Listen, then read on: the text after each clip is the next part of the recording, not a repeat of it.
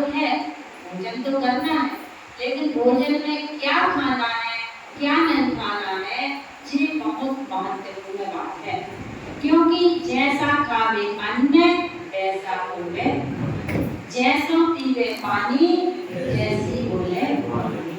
इसलिए अपने लिए अन्न का जो प्रभाव, और वो अन्न भी कहाँ से आता है, कैसा होता है, कौन सी कमाई से आता है, किन परिणामों से वो भोजन बनाया जाता है, वो भी बहुत महत्व रखता है। एक बार एक प्रसंग बना था जब भीष्म पितामह, महाभारत का प्रसंग है कि जब भीष्म पितामह बाणों की शैया पर लेटे थे, क्या पे लेटे थे, बाणों की शैया पर लेटे थे, युद्ध हो चुका था, सब कुछ हो चुका था, अंत समय की बात है, तो कृष्ण और पांडव, द्रौपदी आदि सभी लोग भीष्म पितामह से मिलने के लिए जाते हैं, उनका आशीर्वाद लेने के लिए जाते हैं। तो भीष्म पितामह उनके लिए धर्म की बहुत अच्छी अच्छी बातें बता रहे थे, नीति और न्याय की बातें बता रहे थे। तो द्रौपदी ने कहा कि पितामह मैं एक बात पूछूं, मेरे अंदर में एक जिज्ञासा है। उन्होंने कहा कि पूछो, क्या बात है।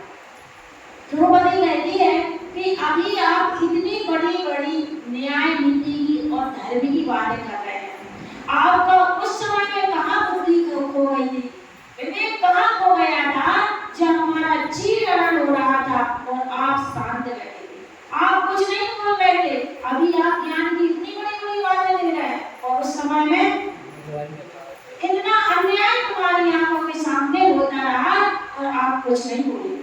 भीष्म पितामह का उत्तर सुनो।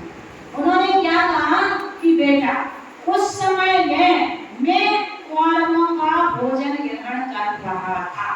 किसका? उस समय में मैं कौरवों का भोजन ग्रहण कर रहा था, इसलिए बुद्धि भी ऐसी चल रही थी, और आज मैं पांडवों का भोजन ग्रहण कर रहा। कौन खिला रहा था उसके लिए? पांडवों से भोजन करा रहे थे। तो देखो कितना प्रभाव पड़ा उस समय में, कि उस समय में कौरवों का भोजन करा था, इस समय में पांडवों का भोजन करा। तो हम जैसा भोजन करते हैं उसका प्रभाव हमारे ऊपर, हमारे विचारों पर, हमारे जीवन पर पड़ता है। कल हमें 22 अवक्ष के बारे में समझा था। 22 अवक्ष कौन कौन से थे? ओला गोरे पड़ानी सी भोजन, बहु भी जावे घन संदान, बड़े परे उमर कटुमर, पागल जो पले होई अजान, कंदे मूल माटी विषयामस, मधुमाखन अरुमंदिरा पान, भले अति दोष तुषार चलित रस, जिन मते बारी से बखान। क्या? ओला, ओलबड़ा, ऋषि भोजन माने रात्रि भोजन, बहुबीजा बैगन, संतान माने अचार, बड़ पीपर उमर कटुमर और पाकर, और इसके साथ ही जो फल होई अजान, अनजान फल। क्या? इन 5 फलों के अलावा भी हमें ऐसी वस्तु नहीं खाना चाहिए जिसके बारे में हमें जानकारी ना हो, जिसके बारे में हम ना जानते हो। किसी ने आपको कोई फल ला करके दिया, वो अनजान फल है कि भैया जी विदेशी फल है, खा लो, अच्छा है, फायदेमंद है, तो नहीं खाना चाहिए। क्यों? क्योंकि अनजान फल अपने लिए क्या होता है? अवक्ष होता है। अनजान फल है, पता नहीं वो कहाँ से आया है, कैसा है, कैसे उगा है ना? हो सकता है ऐसा वृक्ष भी हो, फल भी हो जो जिसमें व्यक्ति मर भी जाता है। तो ऐसा अनजान फल का भी हमें सेवन नहीं करना चाहिए। कंदमूल, कंदमूल माने जमीन कंद, माटी, विष, आमस, मधु, माखन, मधुरापान, फल यदि तो छोटे छोटे जो उगाए फल हैं, तुच्छ फल है, तो साग लग गया है जिसमें वे चलनकस हो गया है, इस प्रकार के 22 अभक्ष हैं जिनका हमें सेवन नहीं करना चाहिए। इनका हमें क्या? त्याग करना चाहिए। इसके अलावा भी दूसरे तरह से 5 प्रकार के अभक्ष कहे गए हैं। 5 प्रकार के अभक्ष कौन से हैं? सबसे पहला अवक्ष है बहुत्रसघात अवक्ष। बहुत्रसघात अवक्ष नाम याद कर लेना पांचों की।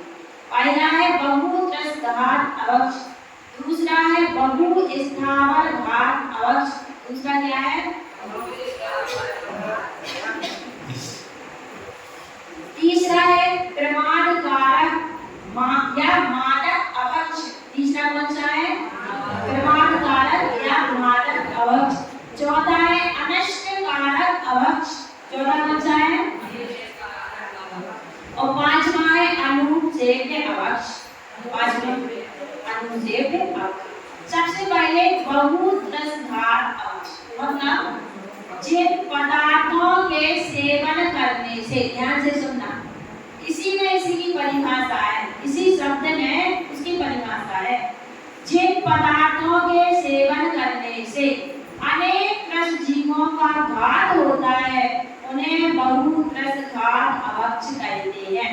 बहुत्रस और घात माने जिसमें बहुत से त्रस जीवों का घात होता है उसे क्या कहते हैं, बहुत्रसघात अवक्ष कहते हैं। त्रस जीव वे कहलाते हैं जो उड़ते हैं, पंखी आदि। त्रस जीव माने दो इंद्रिय, स्पर्शन भी है और रसना भी है, तो माने वे दो इंद्रिय जीव से त्रस जीव कहलाते हैं। तो ये सारे जीव क्या कहलाते हैं, त्रस कहलाते हैं, और इनका घात जिन पदार्थों के खाने से होता है उसे बहुत्रसघात अवक्ष कहते हैं। जैसे 5 नंबर फल